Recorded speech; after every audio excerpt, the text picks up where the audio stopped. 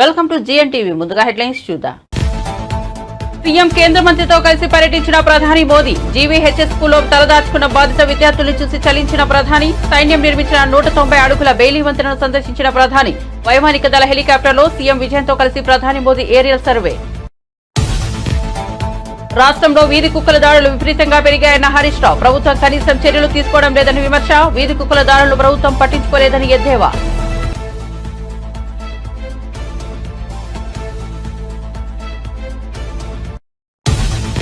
మరోసారి వీధికెక్కిన YCP MLC Duvvada Srinivas కుటుంబం పంచాయతీ. భర్తపై తీవ్రస్థాయి ఆరోపణలు చేసిన శ్రీనివాస్ భార్య దువ్వాడ వాణి నుంచి విడాకులు తీసుకోనున్నట్లు ఎమ్మెల్సీ దువ్వాడ శ్రీనివాస్ ప్రకటన. భార్య పిల్లలపై పోలీసులకు ఫిర్యాదు చేసిన ఎమ్మెల్సీ.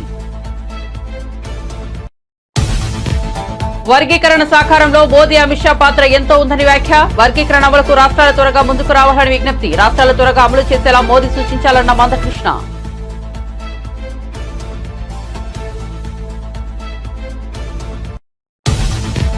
విమానాశ్రయ భద్రతపై అవగాహన పెంపు అవసరమన్న రామ్మోహన్ నాయుడు. తెలంగాణలో కొత్త విమానాశ్రయాలపై పరిశీలనలో ఉన్నామని వెల్లడి. జాతీయ స్థాయిలో శంషాబాద్ విమానాశ్రయం 4వ స్థానంలో ఉందన్న కేంద్ర మంత్రి.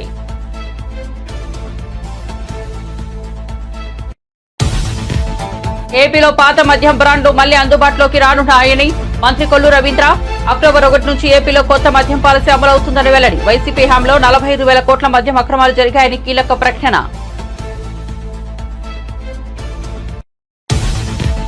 హుజూరాబాద్ పాడి కౌశిక్ రెడ్డి సంచలన వ్యాఖ్యలు. తెలంగాణలో సమస్యలను గాలికొదిలేసి సీఎం రేవంత్ రెడ్డి అమెరికాలో తిరుగుతున్నారని ఎద్దేవా. రాష్ట్రంలో నెలకొన్న సమస్యలను పట్టించుకునే నాదుడే లేకుండా పోయారన్న ఎమ్మెల్యే.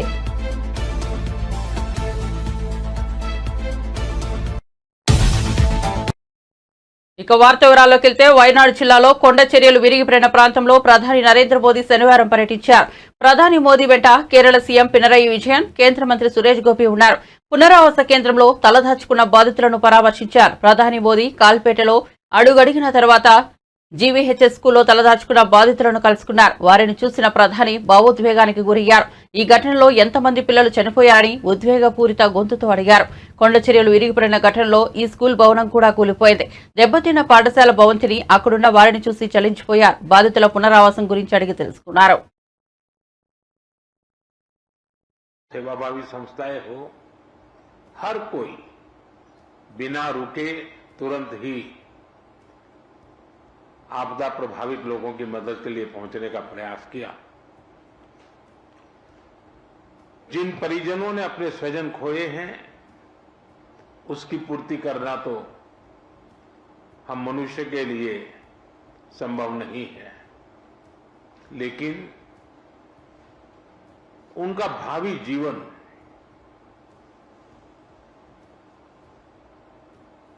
उनके सपने चूर चूर न हो जाए, ये हम सबका सामूहिक दायित्व है। और भारत सरकार और देश इस संकट की घड़ी में यहां के पीड़ितों के साथ हैं। सरकार को जो कल मैंने हमारे इंटरनल मिनिस्टर्स की जो कोऑर्डिनेशन की टीम थी उनको भी यहां भेजा था। वो कल माननीय मुख्यमंत्री जी से मिले थे, आपके अधिकारियों से मिले थे और वे भी सारे चीजों को देख करके गए हैं। और जैसा माननीय मुख्यमंत्री जी ने मुझे बताया है कि वो एक पूरा डिटेल में मेमोरेंडम भेजेंगे और मैं विश्वास दिलाता हूं इन परिजनों को भी कि वे अकेले नहीं हैं। इस दुख की घड़ी में चाहे राज्य सरकार हो, केंद्र सरकार हो या देश के जन जन नागरिक हो, हम सब उस संकट की घड़ी में उनके साथ हैं।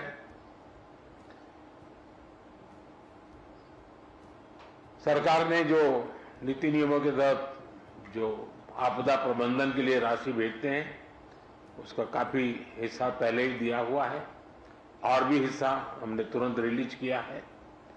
और जैसे ही मेमोरेंडम आएगा तो बहुत ही उदारता पूर्वक इन सारी समस्याओं के समाधान के लिए केरल सरकार के साथ भारत सरकार खड़ी रहेगी।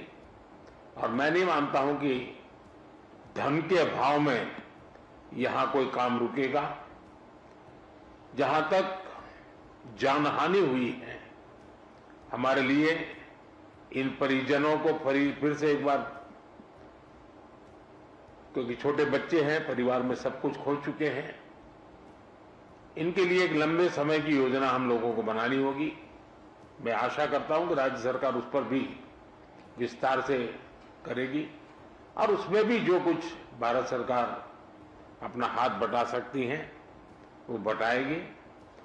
लेकिन मैंने, जैसा अभी मुख्यमंत्री जी बता रहे हैं, मैंने एक ऐसी आपदा को बहुत निकट से देखा हुआ है, अनुभव किया हुआ है। 79 में, आज से 40-45 साल पहले की बात है, गुजरात में मोरबी में एक अर्थन डैम था और भारी बारिश हुई और डैम पूरा नष्ट हो गया।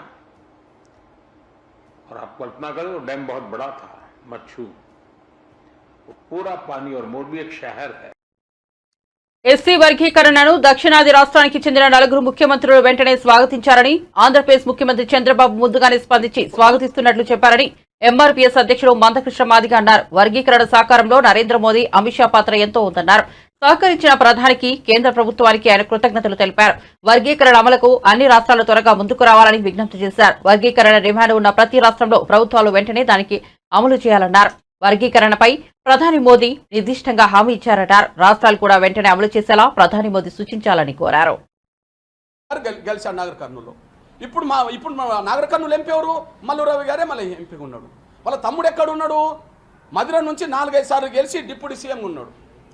ఇప్పుడు దళిత వర్గాల్లో దాదాపు 4-5 దశాబ్దాల నుంచి ఏ కుటుంబం అయితే ఏ కులం నుంచి ఎదిగిందో ఆ కుటుంబం చేతిలోనే రిజర్వేషన్లు ఉంటున్నాయి, కబ్జా చేశారు కదా. ఇట్లాంటి కుటుంబాలే దేశం మొత్తం కబ్జా చేసినాయి. వాళ్ళ ఎస్సీ వర్గీకరణ వ్యతిరేకించే, క్రిమిలేయర్ని వ్యతిరేకించే పాశ్వాన్ కుటుంబం ఉన్నది.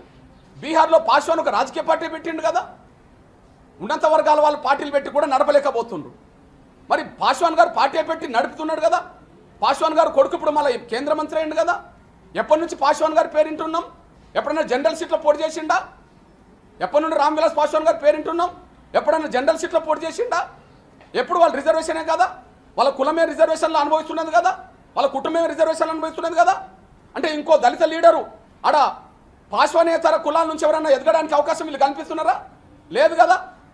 వాళ్ళు వర్గీకరణకు వ్యతిరేకిస్తారు, మా కులమే తినాలని. వాళ్ళు క్రిమిలేయర్ వ్యతిరేకిస్తారు, మా కుటుంబమే తినాలని. ఎంతకాలం నడవాలి? ఈ దేశంలో దళిత గిరిజన వర్గాల్లో సంపన్న వర్గం ఎదిగిందా లేదా? ఆ ఎదిగిన సంపన్న వర్గం నుంచి కనీసం మినహాయింపులు రావాలా వద్దా? పేద వర్గాలకు అందే కాడ మీ దృష్టికి నేను తీసుకొస్తున్నా. నేను మా మాయావతి గారు ఇప్పుడు పేద కుటుంబం నుంచి ఉన్న వ్యక్తి అని చెప్పాలా? మాయావతి గారికి రిజర్వేషన్ అమలు జరగాల? 4 సార్లు ముఖ్యమంత్రి అయింది కదా. పార్టీ దేశవ్యాప్తంగా పార్టీ తమ చేతిలో పెట్టుకున్నది కదా. పార్టీ నిధులు అంటే ఇప్పుడు కుటుంబం నిధులకు మారినాయి కదా. తన కుటుంబంలో ఉండబడి తన అన్న కొడుకు పేరుతో 100 కోట్ల రూపాయలు డ్రా చేసింది కదా. ఇప్పుడు ఆమె రిజర్వేషన్లు వర్గీకరణకు వ్యతిరేకం, ఆ కులానికే రిజర్వేషన్లు అందాలని. ఆమె క్రిమిలేయర్కి వ్యతిరేకం, ఆమె పేద కుటుంబం నుంచి పేద కుటుంబం అని చెప్పగలుగుతామా? మల్లికార్జున్ ఖర్గే ఉన్నాడు దేశంలో, కాంగ్రెస్ పార్టీ ఇప్పుడు అధినేత. కాంగ్రెస్ పార్టీకి జాతీయ స్థాయి అధ్యక్షుడికి ఎదిగే స్థాయికి వచ్చాడు. ఎక్కడి నుండి వచ్చిండు? రిజర్వేషన్ నుంచే కదా. ఎన్నిసార్లు గెలిచిండు? 7-8 సార్లు పార్లమెంట్గా గెలిచిండు కదా రిజర్వేషన్ నుంచే. ఇప్పుడు వాళ్ళ కొడుకు రిజర్వేషన్ నుంచి గెలిచి మంత్రి అయిండు కదా కర్ణాటకలో. వాళ్ళ సొంత అల్లుడు, వాళ్ళ బిడ్డ భర్త ఇప్పుడు ఎంపీగా గెలిచి వచ్చిండు కదా రిజర్వేషన్ నుంచే. అంటే మల్లికార్జున్ కుటుంబానికే రిజర్వేషన్ 50 ఏళ్ళుగా ఉండాలా? 100 కోట్ల రూపాయలు 1000 కోట్ల రూపాయలు ఆస్తికి ఇప్పుడు వారసులు కాదా? వాళ్ళ కుటుంబాలు పేదరికంలో ఉన్నాయా? వాళ్ళు ఇతర కులానికి రిజర్వేషన్ రాకుండా అడ్డం పడతాడు మల్లికార్జున్ ఖర్గే. చివరికి పేద కుటుంబాలకు న్యాయం జరగకుండా చేయడానికి క్రిమిలేయర్ వద్దంటాడు. పోనీ క్రిమిలేయర్ వద్దంటుండ్రు, మరి పేద కుటుంబాలకు మీకు మధ్యలో పోటీ జరిగితే పేద కుటుంబాలకు మేలు ఎట్లా జరగాలి? కనీసం క్రిమిలేయర్ని వ్యతిరేకించే వాళ్ళు ప్రత్యామ్నాయ సూచన కూడా పేద వర్గాలకు అందే విధంగా. నిజమే, మేము 50-60 ఏళ్ళుగా మేము ఎదిగాం. ఉన్నత ఐఏఎస్ ఆఫీసర్ల కుటుంబాలు ఉన్నాయి. ఏ ఊర్ల నుంచి అయితే ఆ కుటుంబాలు ఎదిగినాయో అదే ఊర్లో ఒక పేద కుటుంబం బిడ్డలు, మాలలో మాదిగలో ఇతర కులాల వాళ్ళ బిడ్డలతో పోటీపడే అవకాశం ఉంటుందా? చదువుకునే అవకాశాల్లో, ఉద్యోగాలు సంపాదించుకునే కాడ ఉండదు కదా. అట్లాంటప్పుడు ఏం చేయాలి? కనీసం ప్రత్యామ్నాయ సూచన చేయాలి. అది చేస్తలేరు. ఎస్సీ ఎస్టీ వర్గాల నుంచి ఏ కులాలైతే దేశవ్యాప్తంగా ఎదిగినాయో, ఏ తెగలైతే ఎదిగినాయో వాళ్ళు పార్లమెంటును తీసేశారు, కబ్జా చేసుకున్నారు. వాళ్ళు ఏ కుటుంబాలైతే ఎదిగినాయో కబ్జా చేసుకున్నారు. వాళ్ళ కులాల కంటే వేరే కులాలకు రాణించలేరు, వాళ్ళ కుటుంబాల కంటే వేరే కుటుంబాలకు రాణించలేరు. ఎంతకాలం సాగాలి ఇదంతా? కనీసం మినహాయింపులు ఉండాలి. ఎగ్జాంపుల్ మినహాయింపు. 25 ఏళ్లుగా రాజకీయాల్లో ఉన్న 5 సార్లు ఎన్నికల్లో పోటీ చేసి ఓడిపోయా, అయినా ఎప్పుడూ ఒకేలా ఉన్నానని వైసీపీ ఎమ్మెల్సీ దువ్వాడ శ్రీనివాస్ పేర్కొన్నారు. ఈ రోజు నా కుటుంబం గురించి నేనే చెప్పుకోవాల్సిన పరిస్థితి వచ్చిందని ఆవేదన వ్యక్తం చేశారు.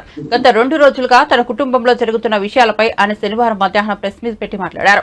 తన భార్య వాణి, కూతురు హైందవి చేస్తున్న ఆరోపణలపై, దివ్యల మాధురితో తనకున్న సంబంధాలపై పలు వివరాలను వెల్లడించారు. ఇన్నేళ్ల రాజకీయ జీవితంలో అధికారం ఉన్నా లేకున్నా నిరంతరం ప్రజల కోసమే పనిచేశారని, చేస్తానని వివరించారు. ఎల్లప్పుడూ కాపాడినటువంటి చెప్తున్నాను. నా ఈ ప్రయాణంలో నేను విసిగిపోయాను. కుటుంబం నాకు పూర్తిగా ఈ సమాజంలో, సభ్య సమాజంలో నా దేవుడైనటువంటి జగన్మోహన్ రెడ్డి గారి ముందు, సామాన్య ప్రజల ముందు నాకు ఎల్లప్పుడూ కాపాడినటువంటి ప్రజలు పాదాలకు శిరస్సు వంచి నేను నమస్కరించే నా ప్రజల ముందు నాకు అవమానాలు పాల్చేసి అస్తవ్యస్తం చేసేసి రాష్ట్రం, జిల్లా ఎక్కడ చూసినా గొప్ప చేసేసిన ఈ దువ్వాడవాణి నాకు భార్యగా అన్నారు. కనుక I going to give divorce. Divorce కూడా ఇవ్వాలని నిర్ణయించుకున్నాను. నోటీసెస్ సర్వ్ అవుతాయి. ఇంకా ఫర్దర్ చట్టం పని చట్టం చేస్తుంది. న్యాయస్థానంలో ఎలా నిర్ణయిస్తే అలాగే ముందుకెళ్తానని నా నిర్ణయం నేను తీసుకున్నాను.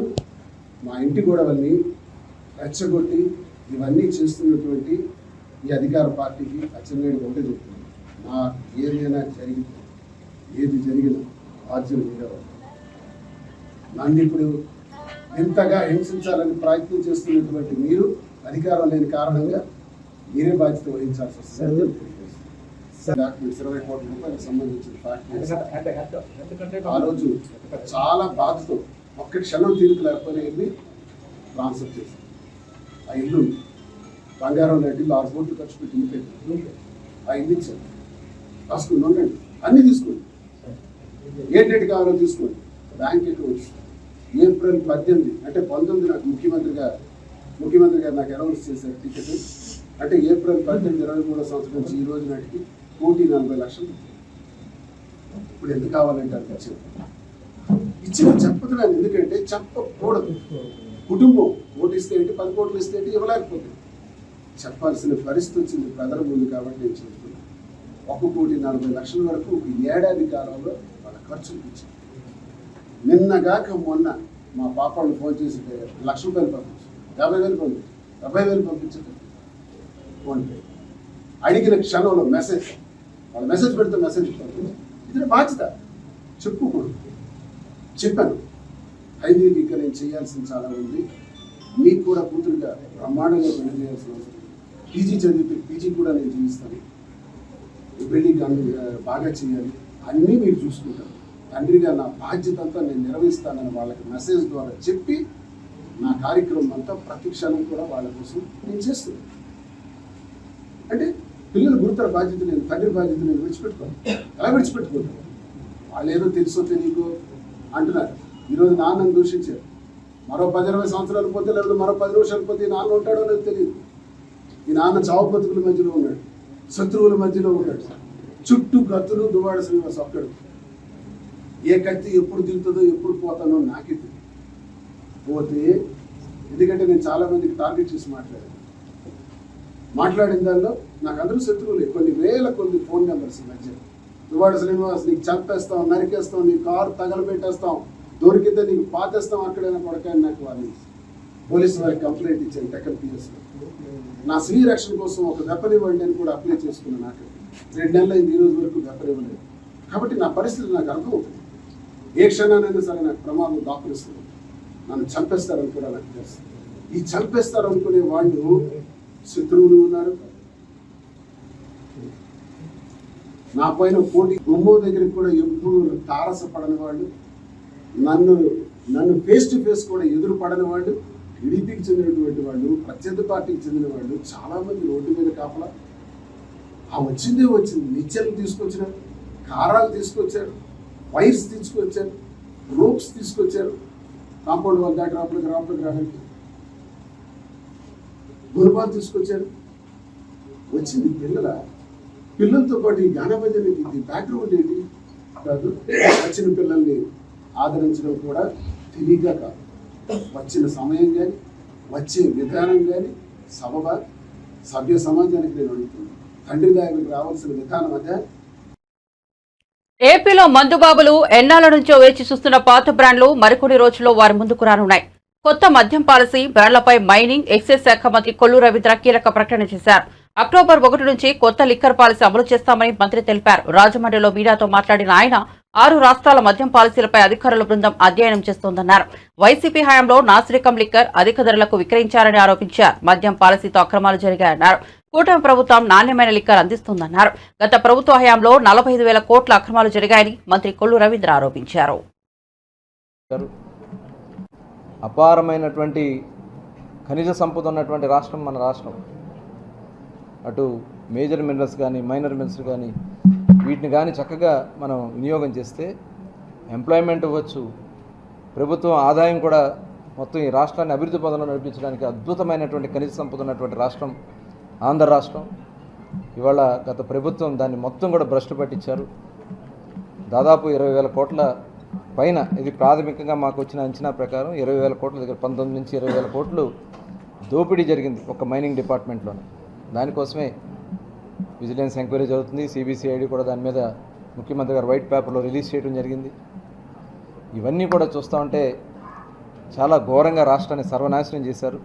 మళ్ళీ వాళ్ళ ప్రజల్ని సాటిస్ఫాక్షన్ లెవెల్స్ పెంచుకుంటూ ముందుకు తీసుకెళ్తూ రాష్ట్రాన్ని కూడా అభివృద్ధి పదంలో నడిపించడానికి కావాల్సినటువంటి అన్ని కార్యక్రమాలు చేయాలని లక్ష్యంగా పెట్టుకున్నాం. మరి ఈరోజు ఈ శాండ్ మీద జరిగినటువంటి రివ్యూలో చాలా ప్రతి డిపార్ట్మెంట్తో కూడా మేము డిస్కస్ చేయడం జరిగింది. ఇమీడియట్గా చర్యలన్నీ కూడా తీసుకుంటాం. నెక్స్ట్ వీక్ నుంచి ఇక్కడ శాండ్కి ఇబ్బంది లేదనే విధంగా మొత్తం కూడా ఏర్పాట్లు చేయమని కూడా మరి కలెక్టర్ గారు అందరికీ చెప్పడం కూడా జరిగింది. ఇవన్నీ కూడా చేసుకుని ముందుకెళ్తామని మరొకసారి తెలియజేసుకుంటూ అందరికీ నమస్కారం. వాళ్ళు మాట్లాడండి. ప్రెస్ మీట్లో ఇమీడియట్గా చేయడానికి అవకాశం ఉంది. ఆ 8 పాయింట్ని రేపు కల్లా మిగతా ఇంకొక 9 పాయింట్స్ ఉన్నాయి. ఎందుకంటే గతంలో రాఘవ కన్స్ట్రక్షన్ వాళ్ళు ఇరిగేషన్ డిపార్ట్మెంట్ వాళ్ళు ఇవ్వడం జరిగింది. అది కూడా క్లారిటీ తీసుకుని నెక్స్ట్ వీక్లో ఆ 9 కూడా వస్తే ఇంకో 17 బోట్మెన్ సొసైటీకి సంబంధించినటువంటి పాయింట్స్ నుంచి మనకి శాండ్ అవైలబిలిటీ వస్తుంది. కాబట్టి ఫస్ట్ వాళ్ళకి ముందు ప్రభుత్వం ఇచ్చిందండి, కానీ వాళ్ళ తర్వాత వాళ్ళ చేత తీయకుండా వీళ్ళు ఇక్కడ ఆర్కేజీ వీళ్ళని కొంతమంది వాళ్ళు తీసేసి తర్వాత డిసెంబర్లో కూడా కోర్టు ఆదేశంతో వచ్చినప్పుడు అప్పుడు పైకి తీసుకొచ్చారండి. వాళ్ళు ఈలోగా కొన్ని కోట్లాది రూపాయలు వెళ్ళిపోయారు. అదన్నీ ఎంక్వైరీ జరుగుతున్నాయి. దానికోసమే ఎంక్వైరీ జరుగుతుంది. రేవంత్ రెడ్డి బృందం కాలిఫోర్నియాలోని కూపర్టినోలోని ఆపిల్ సంస్థ ప్రధాన కార్యాలయం ఆపిల్ పార్క్ ను సందర్శించింది. ఈ సందర్భంగా ప్రభుత్వం చేపడుతున్న కార్యక్రమాలను తెలంగాణ ప్రభుత్వ ప్రతినిధి బృందం టెక్ దిగ్గజ అధికారులకు వివరించింది. ఆపిల్ పార్క్ ను సందర్శించడం ఆనందంగా ఉందని సీఎం రేవంత్ రెడ్డి ఎక్స్ వేదికగా పోస్ట్ చేశారు. అనేక రంగాలలో పెట్టుబడులకు గమ్యస్థానంగా తెలంగాణకు అనువైన ప్రదేశమని పేర్కొన్నారు. 175 ఎకరాల విస్తీర్ణంలో ఉన్న ఈ క్యాంపస్ అనేక రంగాల్లో పలు పెట్టుబడులకు గమ్యస్థానంగా ఉందని, హైదరాబాద్ తెలంగాణ గురించి బలంగా గలం వినిపించడానికి అనువైన ప్రదేశమన్నారు. వరంగల్ ఎంజీఎం ఆసుపత్రిలో 4 రోజుల పసికందును కుక్కలు పీకుతున్న ఘటనపై సిద్దిపేట ఎమ్మెల్యే మాజీ మంత్రి హరీష్ రావు తీవ్రంగా స్పందించారు. రాష్ట్రంలో వీధి కుక్కల దాడులు విపరీతంగా పెరిగాయని, ప్రభుత్వం కనీసం చర్యలు కూడా తీసుకోవడం లేదని విమర్శించారు. నిన్న వరంగల్లో, అంతకుముందు నార్సింగ్లో దివ్యాంగ చిన్నారిపై వీధి కుక్కలు దాడి చేశాయని గుర్తు చేశారు. ఇబ్రహీంపట్నంలో 4 ఏళ్ల చిన్నారి చనిపోయిందని వాపోయారు. 8 నెలల కాలంలో 343 కుక్క కాటు ఘటనలు జరిగాయన్నారు. వీధి కుక్కల దాడులపై పలుమార్లు హైకోర్టు హెచ్చరించినా కాంగ్రెస్ ప్రభుత్వం మొద్దు నిద్రను వీడటం లేదని ఆగ్రహం వ్యక్తం చేశారు. కుక్కల దాడిలో చిన్నారులు మృతి చెందుతుంటే ఇలాంటి హృదయ విదారక ఘటనలపై ప్రభుత్వం చలించకపోవడం అభానీయమన్నారు. రాష్ట్రంలో కుక్కల దాడుల్లో మనుషులు చనిపోవడం అనేది సాధారణాంశంగా ప్రభుత్వం భావిస్తున్నట్లుగా ఉందని ఆరోపించారు. కుక్క కాటు బాధితులకు నష్టపరిహారం చెల్లించాలని ఆయన డిమాండ్ చేశారు. తెలంగాణలో నూతన విమానాశ్రయాల ఏర్పాటు పరిశీలనలో ఉందని, దానిపై తగిన నిర్ణయం తీసుకుంటామని కేంద్ర పౌర విమానయాన శాఖ మంత్రి రామ్మోహన్ నాయుడు అన్నారు. ఏవియేషన్ సెక్యూరిటీ కల్చరల్ వీక్ ను శంషాబాద్ అంతర్జాతీయ విమానాశ్రయంలో నిర్వహించారు. ఈ కార్యక్రమంలో ముఖ్య అతిథిగా రామ్మోహన్ నాయుడు పాల్గొన్నారు. అనంతరం మీడియాతో మాట్లాడిన ఆయన, చంద్రబాబు దూరదృష్టి వల్లే నేడు జాతీయ స్థాయిలో శంషాబాద్ విమానాశ్రయం 4వ స్థానంలో ఉందన్నారు. అంతర్జాతీయ స్థాయి ప్రమాణాలతో విమానాశ్రయాల్లో భద్రత నిర్వహిస్తున్నట్లు వెల్లడించారు. విమానాశ్రయాల్లో తనిఖీలు, భద్రత పట్ల ప్రయాణికులు సైతం అవగాహన కలిగి ఉండి సిబ్బందికి సహకరించాలని కేంద్ర మంత్రి కోరారు.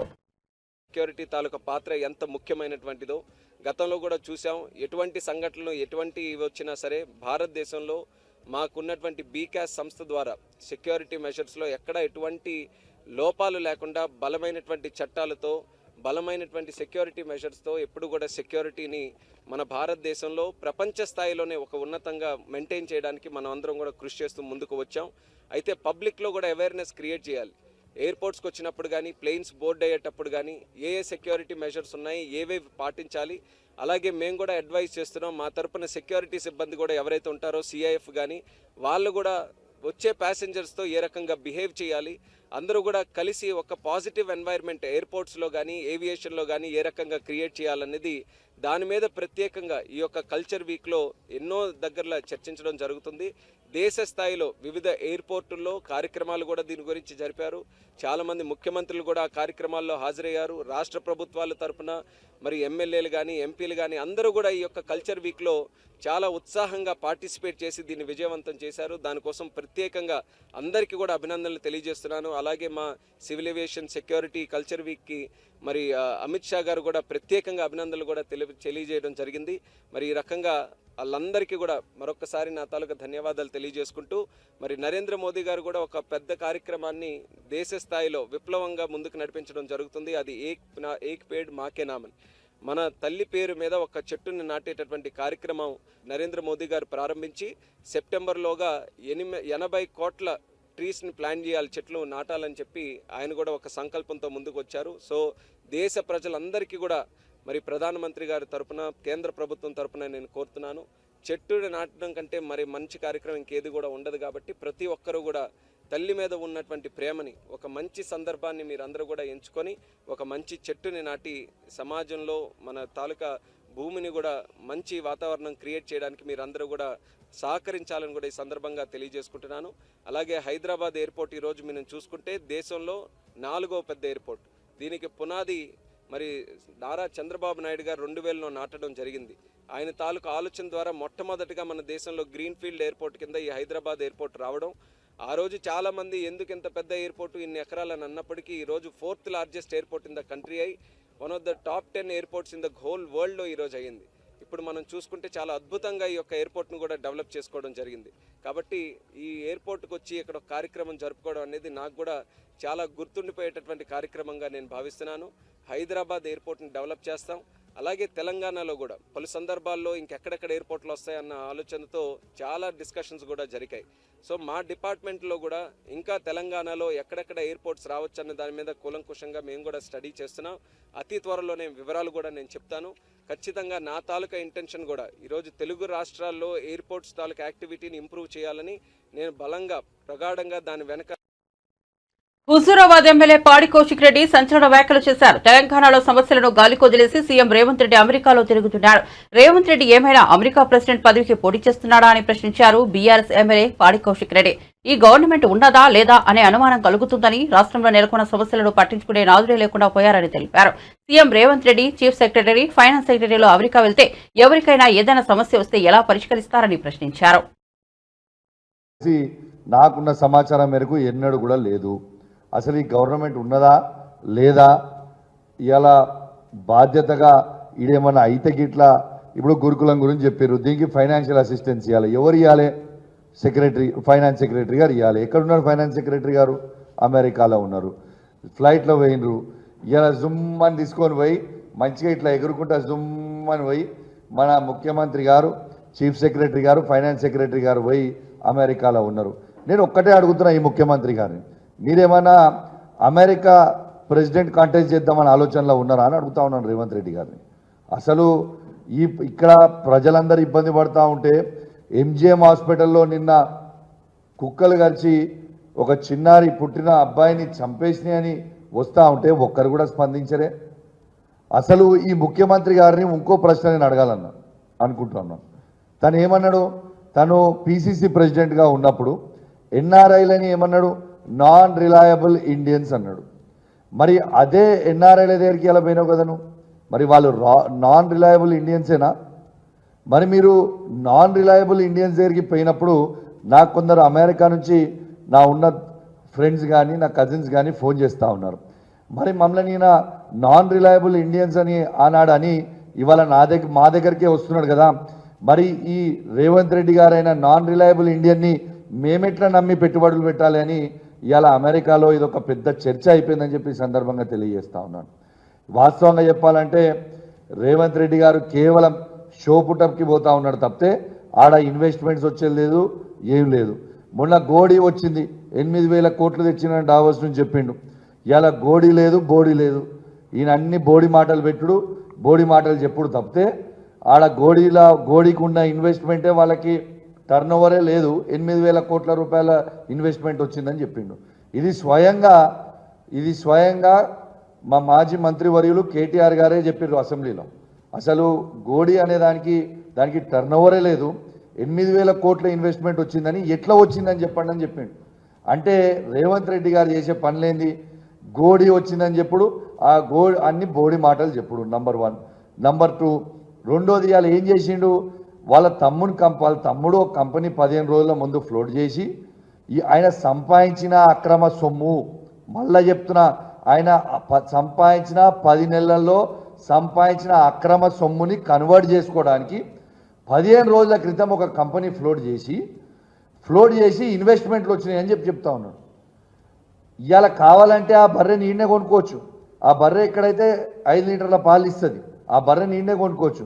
ఆ బర్రె అమెరికా బర్రె అని చెప్పి ఇది 50 లీటర్ల పాలు ఇస్తుంది రాబాయ్ అని చెప్పి అమ్ముతా ఉన్నాడు.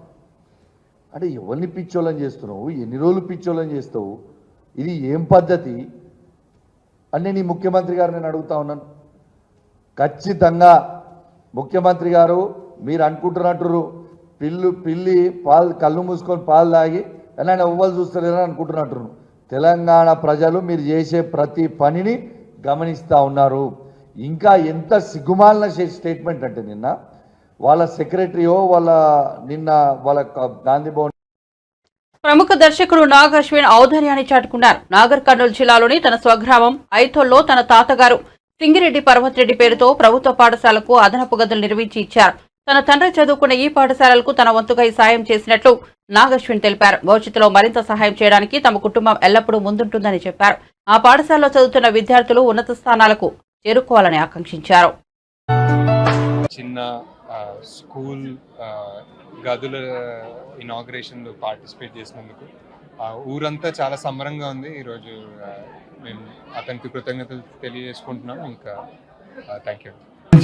ఊరు నుంచి నాగర్ కర్నూలుకి ఎలా నడుచుకుంటూ వెళ్ళేవారు నాకు కాన్స్టెంట్లీ చెప్పేవారు. ఐ థింక్ అది ఒక స్టాండర్డ్ స్టోరీ ఆల్సో అనుకోండి. అందరి ఫాదర్స్ కి ఏదైనా అడిగితే అసలు ఎంత నడుచుకుని వెళ్ళేవారు స్కూల్ కి ఎందుకు రాపోయింది అనేది ఆ టైప్ లో. బట్ ఫుల్ ఇన్స్పిరేషన్ అండి. అంటే మా మదర్ కూడా ఈ ఊర్లో ఎంత యాక్టివ్ గా గుడి కానివ్వండి బడి కానివ్వండి చిన్నప్పటి నుంచి నాకు జస్ట్ ఊరికి వచ్చేటప్పుడు ఒక బ్యాగ్ మందు తీసుకొచ్చేవాడు. జస్ట్ తీసుకొచ్చి అందరూ ఒక కాన్స్టెంట్ ఇక్కడ ఒక ఓపెన్ వచ్చేది అనమాట. మా పాత ఉండేది మా తాతగారు ఉన్నప్పుడు. సో అక్కడ నుంచి గుర్తు అనమాట. సో ఐ థింక్ మేబీ ఎంత నేను పెద్ద ఏం చేయలేదు అనుకుంటా. నేను జస్ట్ ఒక 3 సినిమాలు తీశాను. జస్ట్ దాని వల్ల ఏదో కొంచెం నాని ఏదో ఫోటోలు తీసుకుంటే కానీ వాళ్ళు చేసిన 12 మంది అసలు చాలా తక్కువ. బులెటిన్ ముగించే ముందు హెడ్లైన్స్ మరోసారి చూద్దాం. సీఎం కేంద్ర మంత్రితో కలిసి పర్యటించిన ప్రధాని మోదీ. జీవీహెచ్ఎస్ స్కూల్లో తలదాచుకున్న బాధిత విద్యార్థులను చూసి చలించిన ప్రధాని. సైన్యం నిర్మించిన 190 అడుగుల బెయిలీ వంతెనను సందర్శించిన ప్రధాని. వైమానిక దళ హెలికాప్టర్లో సీఎం విజయంతో కలిసి ప్రధాని మోదీ ఏరియల్ సర్వే. రాష్ట్రంలో వీధి కుక్కల దాడులు విపరీతంగా పెరిగాయన్న హరీష్ రావు. ప్రభుత్వం కనీసం చర్యలు తీసుకోవడం లేదని విమర్శ. వీధి కుక్కల దాడులను ప్రభుత్వం పట్టించుకోలేదని విమర్శ.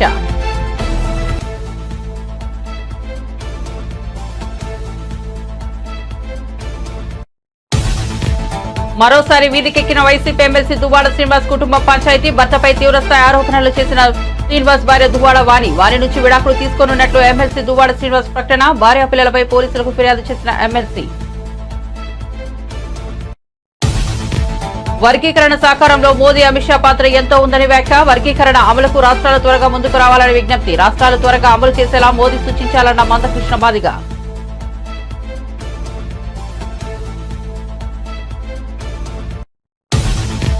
విమానాశ్రయ భద్రతపై అవగాహన పెంపు అవసరమన్న రామ్మోహన్ నాయుడు. తెలంగాణలో కొత్త విమానాశ్రయాలపై పరిశీలనలో ఉన్నామని వెల్లడి. జాతీయ స్థాయిలో శంషాబాద్ విమానాశ్రయం 4వ స్థానంలో ఉందన్న కేంద్ర మంత్రి.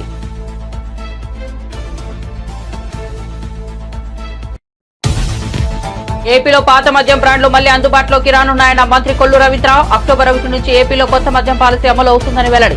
వైసీపీ హయాంలో 45,000 కోట్ల మద్యం అక్రమాలు జరిగాయని కీలక ప్రకటన.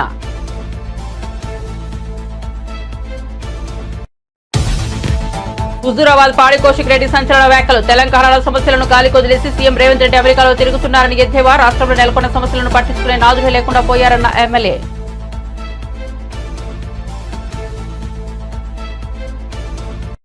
మరిన్ని అప్డేట్స్ కోసం చూస్తూనే ఉండండి GN TV.